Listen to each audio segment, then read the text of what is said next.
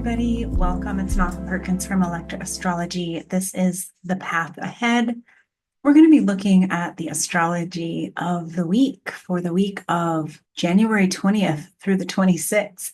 And I have a feeling it's going to be a very interesting week, due in part because the sun has just entered Aquarius and it's due to meet with Pluto in Aquarius for the first time.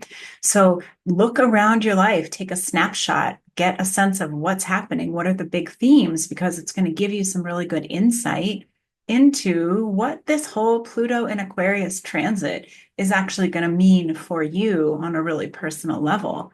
And we know out in the world that there's a lot happening. This is a big week. And we know out in the world that there are some things that are going on this week that are going to feel pretty momentous. And I suspect that some things will be going on in your personal life that will also give you a sense of welcoming in that which is new and finally saying goodbye to that which is old. So if you missed my talk on Vesta, we talked about the importance of tending to that inner flame of creating the silence and space for yourself so that you can understand what is coming in, what is being delivered, what are the messages. And so this is a good week to do that. Getting super busy or even being caught in the hubbub of what's happening, the gossip, the drama. Although that stuff can be very interesting, I would say this is a week where it's less important to focus on that and much more important to just come back to yourself and get a sense of what you're doing. This is really the beginning of a whole new journey. So if you were going to go traveling and you were on the airplane headed to this grand adventure, it would be important for you to regroup and make sure that you have the supplies that you need, get a sense of what you're going to do once you land.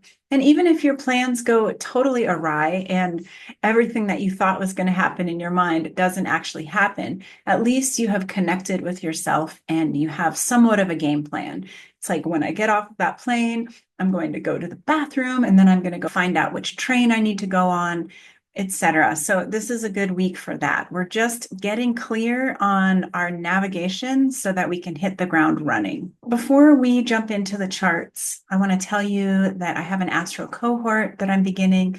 This is where we are going to meet in a group. And we're going to be talking about the astrology of this wild and crazy time. We're also going to be learning astrology if you wish that you knew more. You'd love to be able to read your own chart and read the charts of other people.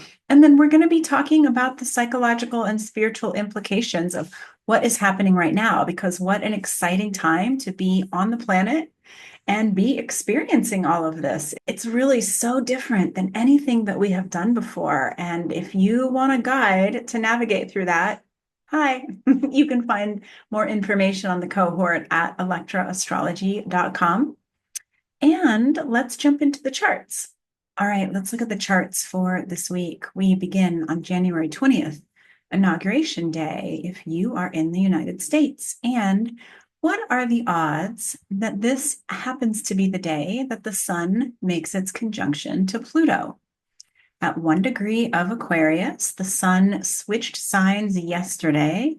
So we are in a brand new energy. I am re-releasing all of my season 5 zodiac talks on YouTube. So if you want to dive into this transition between Capricorn and Aquarius, we're tracking what the sun is doing in the sky and how it is going to impact you, because we have all of these signs in our own chart and we experience all of them every single day. And the sun has changed signs into something that's going to feel different for all of us. Now, the sun hits Pluto. And when that happens, remember the sun is our consciousness, and the sun is that spotlight that says, look here, focus here, come to understand what is right in front of you, what you're experiencing, and who you are. So when the sun hits Pluto, which it only does once a year, this is the first time that it has met with Pluto in the new sign of Aquarius. There is a turning on. There's some sort of consciousness leap that you make because Pluto is the transformer. Pluto invites us to go deeper into our personal process so that we can understand something through a more powerful lens. So this is a week where you are getting insight into something that you haven't seen before, whether that is giving you a sense of what these next 20 some years while Pluto is in Aquarius are going to bring you, whether it's getting some different mission orders. And we've been getting a lot of new direction coming in since the nodes just changed signs last week. The sun, which is less important in terms of these cycles because the sun is always changing signs every 30 days. But the sun has just changed signs. The nodes have just changed signs. Pluto has just changed signs. So we have all of this fresh new energy that we're trying to figure out. We're trying to juggle it and make it make sense. We also just came through Venus meeting with Saturn. The time is right to tune in and get a sense of what is being delivered and what direction are you being pushed toward. This is also a pretty big week for Mercury. Mercury is making a ton of connections. It has been recently in the last day or so in a sextile to both Saturn and Venus. On Tuesday, it makes a square to Chiron. And then the very next day, it makes a conjunction with Pallas Athena. So I'm going to stop there and remind you that Mercury is the planet of the mind. And when Mercury is making strong connections, which it is because it moves very quickly, and it is the messenger. So Mercury is bringing you information. It's helping you to see things differently. But Mercury making these connections with these planets, it's like Mercury is gathering information for you. And it is going to bring it to you in bite-sized pieces. So it might come in the form of a meeting that you have, or a conversation, or a song lyric, or a dream. Understand that Mercury is your way of making sense of what is happening. And it's hard to make sense of things right now. It's very hard to know what is real and what is true. And that is why we have to be cultivating our gut instinct. We have to be connecting in with that conduit that says, this is me knowing what's right, so that we aren't always out there searching for somebody to deliver us the answer. I used to joke during the last 5 years when you would say something and someone would say, send me a link, prove it.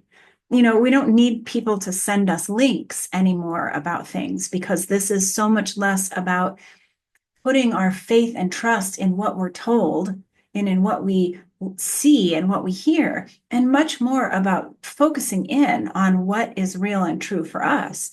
Now, that doesn't mean that we disengage our minds. Our minds still are here processing through the information, but we want to use our minds as a tool of discernment instead of just a messenger that's like bringing all of the stuff to us. It's like we don't need to know the gossip about every single person on the planet, but some people, it's really important to understand what's going on because that information might help you in the future. So as Mercury is making all of these connections, I think the best advice is to pay attention. So we see Mercury in a square to Chiron. Pay attention to old wounds that are coming up, that are asking for you to identify this is a wound, because once we know that something is hurt, then we can begin to heal it. And Mercury next makes this conjunction with Pallas Athena. That is knowing when to use your discernment. I just spent 4 weeks talking about Pallas Athena as our feminine warrior, as our inner strategist. So this is when we know when to use strategy. What do I believe? What do I cast away? What do I share with somebody else? Where do I keep my mouth shut? Because on Thursday, Mercury is making an opposition to Mars. This is where we're balancing out our thoughts, our practical thoughts, because Mercury is in Capricorn, and our emotional reactivity with Mars retrograde in Cancer. Practical, logical information with Mercury and intense emotional reactions with Mars. Okay, there's some sort of balancing act that's going to be required on Thursday. We also see that Mercury is making a trine to Uranus, and Uranus is making a sextile to Mars. So we have Uranus in the mix, and Uranus is the innovator.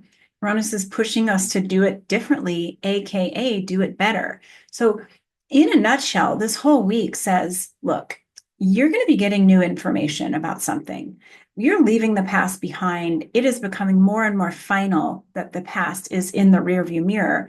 you are moving forward into what's new. You're going to be getting some directions for where you're going. You need to quiet down so that you can hear them. And you also need to watch how your thoughts want to take you in one direction and how your emotions want to take you in the other direction. And anything that feels like old, stagnant patterning, like I always do this or I always think about this, Uranus says innovate, do it differently, shake it up, bring something new in. Because again, we're leaving things behind. We're not going to turn the car back around and go grab something that we left behind. From now on, we're moving forward. And if we forgot something back there, we're just going to figure out how to replace it closer to our destination. Okay. And then finally, at the end of the week, Mercury, I told you this was a big Mercury week. Mercury makes this sextile to Neptune. So this is a good aspect. So this is where we get that reminder that we do not have to figure it all out. We do not have to have all the answers, that we merely have to get silent and go within, cultivate that temple energy so that you can stoke your sacred flame, connect in with your higher power and your higher self and get some answers. All right, good luck. I hope this was helpful and I'll see you all next week.